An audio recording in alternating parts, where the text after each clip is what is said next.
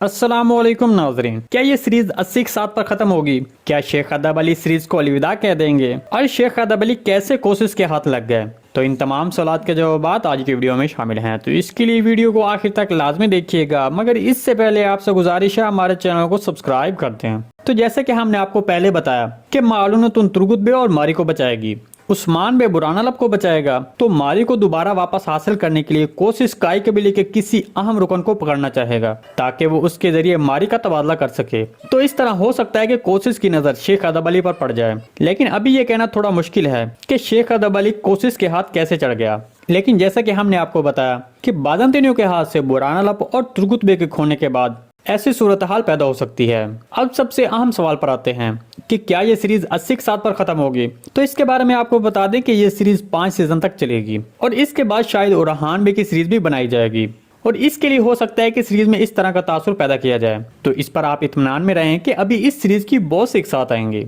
जी दोस्तों, आपको सीरीज के हवाले से कोई भी सवाल पूछना है तो कमेंट सेक्शन में कमेंट करके पूछ सकते हैं, हम उस सवाल को आने वाली वीडियो में शामिल करेंगे। आज की वीडियो बस यहीं तक थी, उम्मीद आपको पसंद आई होगी। अगर आपको हमारी वीडियो अच्छी लगी तो इसको लाइक शेयर कर दें। मिलते हैं किसी नई वीडियो के साथ, तब तक के लिए अल्लाह हाफिज।